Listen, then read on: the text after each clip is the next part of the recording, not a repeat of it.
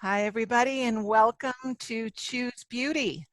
I am so happy to be here today with Joy LeMay. Joy is a life and business coach with Destroy the Hairdresser. She's a stylist. She comes with years of experience. And Joy and I had a conversation not too long ago about charging differently for your services. But before we launch into that conversation, Joy, can you just give us a little bit of your beauty background? Awesome. Well, thank you so much for having me. And yes, I've been in the industry for 17 years now, and I've been behind the chair for all of those years. And I was an educator for a major brand. And then this year I have transitioned into coaching stylists without an agenda, one-on-one coaching. Through Destroy the Hairdresser. And yeah, I don't know. Do you know? I should have asked you. Do you know what Destroy the Hairdresser is? Tell us. I know, but everybody listening may Okay. not. So fill us in. So yeah, so Destroy the Hairdresser is a coaching company, and we are a group of coaches who one-on-one coach stylists in order to meet their full potential and to learn how to salon differently. So some of the things that we talk about are charging hourly, getting rid of tipping, getting rid of retail, getting rid of the front desk, being in control of your schedule. So those are a lot of the kind of tenets that we kind of talk about with Destroy the Hairdresser. And so I know one of the big ones was hourly pricing is a nice, fun, hot topic. And then also along with that is the notion of getting rid of tipping. So you and I had that conversation about hourly, which was so much fun. And I'm so glad because we had such a good time talking about it on the phone. And then we put it out on the article. And then it was like, so now I'm so excited that we get to have this conversation again and actually get to record it because it was such a good conversation. Me too. Me too. And we get to expand on it into thinking differently about tipping. Yes. Which I have no idea what to expect there because we haven't talked about that yet. So I'm so excited to hear that. So as you mentioned, we talked about charging differently instead of per service, per hour, for your time. Yes. So talk about how you made that transition and how that changed your business, and then why you might recommend that to stylists. So first of all, it's something that I think that a lot of us who've been doing hair for a really long time, we get into this idea of this is industry standard. This is what we do. This is how it's been done. This is how it's going to continue to do it, or how it's going to continue to be done. And so it's really about stepping back and thinking consciously about the decisions of our decisions and thinking about how is this serving me? And if it's not serving me, then it's probably not serving my clients as well.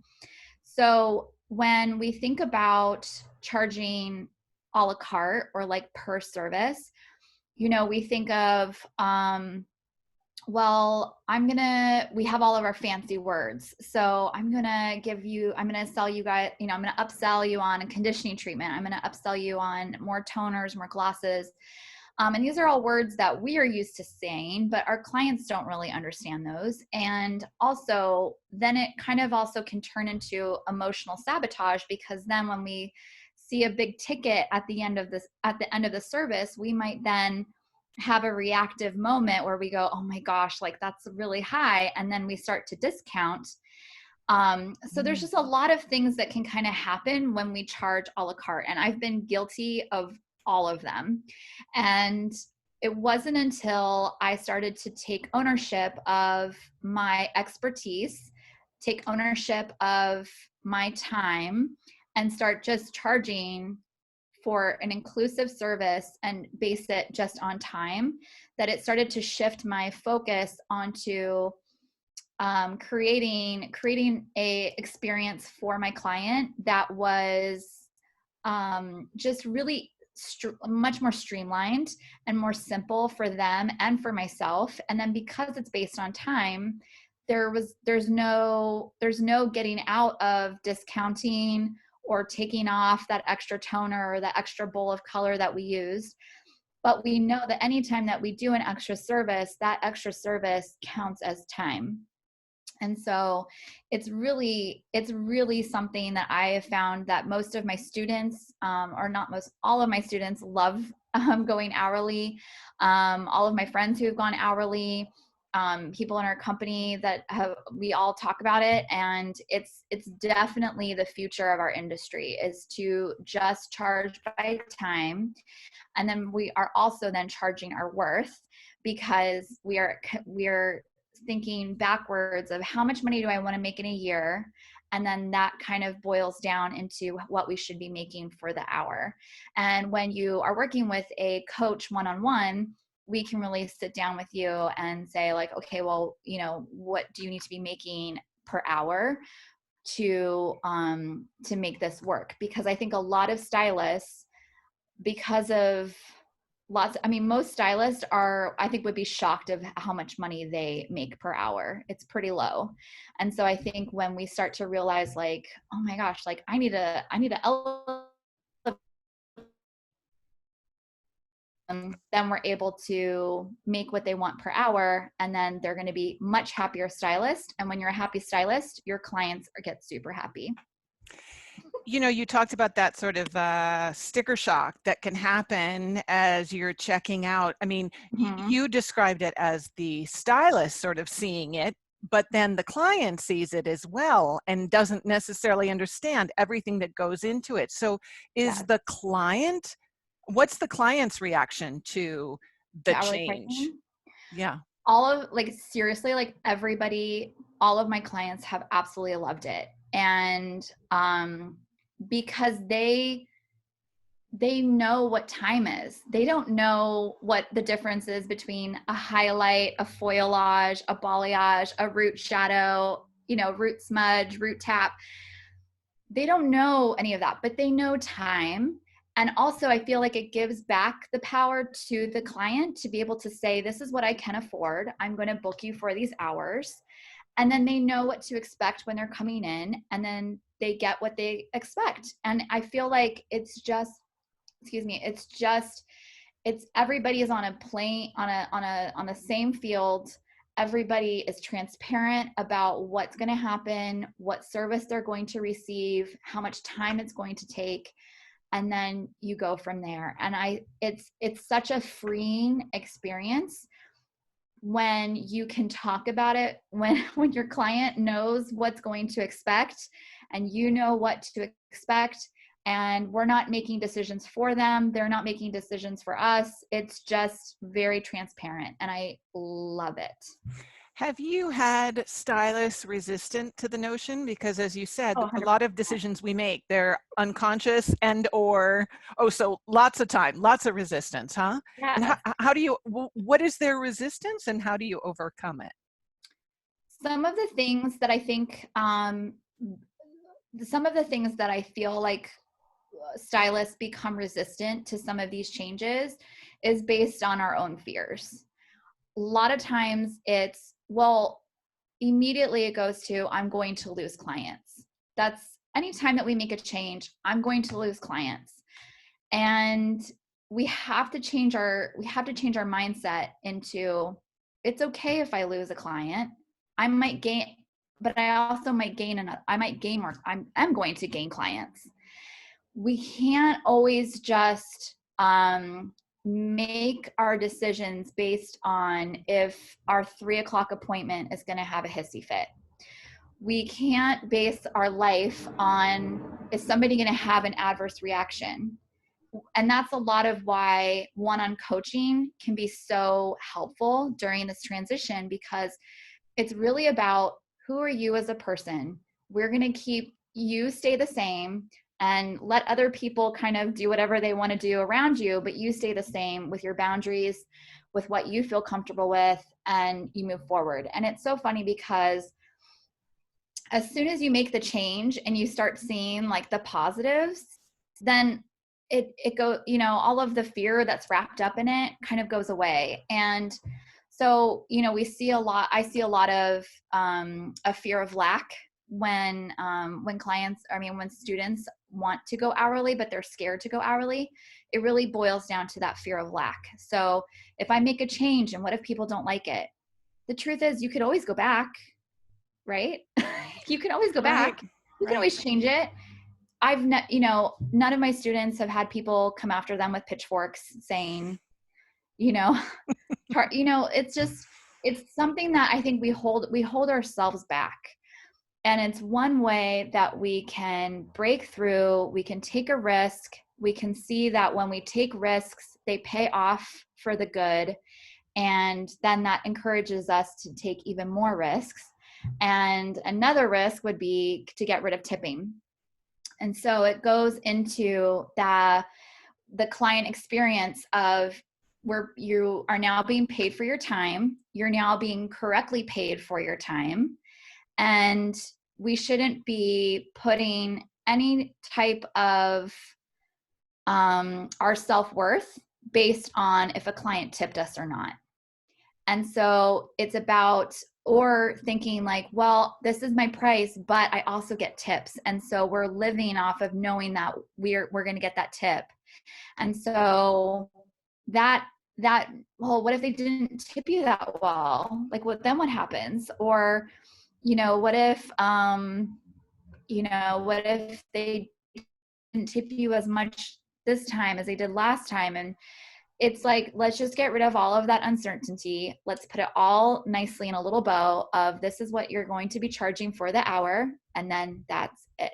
And it's really nice. Yeah. Yeah. Go No, ahead. keep going. Keep going. I mean, I didn't think of tipping in the context of, again, taking back your power. I mean, I didn't know sort of how you were going to frame that, but Yeah. in that tipping, it's so uncertain, and Mm-hmm. it doesn't align with necessarily how much someone liked your work or how good the work was. I mean, Right. there's a total disconnect. It could be one day somebody feels like tipping, the next day they don't. Right. But you're right. It is about, again, saying this is my price, and a And that's tip it. is. Do you say a tip is not necessary, or do you not need to put that out there? I do say it's not necessary, or that like, I have a no tipping policy. There's lots of ways that you can word it. When I announced to my clients that I wasn't, that I was going tipless, which sounds a funny word, tipless. I just was saying like, I've adjusted my prices so now tipping is no longer required, but I did up my price for that. You know what I mean? Like I got rid of it, but I also bumped my price up because I had been living off of knowing that I'm going to get, say 20% average, 20% of clients. So I just upped my price 20% and then just called it a day. And then of course people are going to ask, really wants to tip, should I say no? Take the money. Of course you're going to take the money. Like if somebody is like, please take this. Okay, thank you. But no, they're just telling them it's not necessary. It's not required. And also it also frees up for people who they might want to come to you, but they know that, well, it's that price, but I also have to tip on top of it. So just kind of taking that out of it as well. And it's all about elevating yourself and recognizing all of the years and the hard work and the classes and the effort and the expertise and the knowledge that you have, and wrapping it up in a nice little package of an all-inclusive experience for your clients. That is a lot to get your head around, I suppose, when somebody has, because you said, the fear of lack and the just fear of change. But if there was ever a time to make some change, I would say this is it. I mean, it 100%. really feels like, what have we got to lose? Yes. So with what we talk about with our coaching students is this idea that you are a vessel, and your vessel is your ability to give and to receive. And when we have a large vessel, we can hold more. And the only way to grow that vessel is by taking risks. And when we take a risk and we get uncomfortable and we kind of stretch out and we take a little bit of our power back, and we're like, oh, that feels really good, then it emboldens us to take another big step, another big risk. And then that feels really good too. And then out of that abundance, then we're able to give more. And so we're able to give to our community, we're able to give to our family, and we're able to give to our clients. And one of my students, she was so scared to make these kinds of changes. And what if I had a cancellation? What if they didn't like that I made these changes or whatever? But then she kind of started to realize that that now, when she was able to take back her own power and not give it into the hands of her clients, and she herself was okay with the changes that she was making, she would text me and she'd be like, I'm so happy at work. Like now I'm so happy at work. I feel so free at work. I'm enjoying doing hair again. I'm enjoying spending time with my clients. And the thing is, you're always going to lose clients. It's the nature. You're always going to lose some, but you're always gaining some as well. So why not lose the ones that don't serve you anymore and gain the ones who are going to be so appreciative of your time and your expertise and your passion.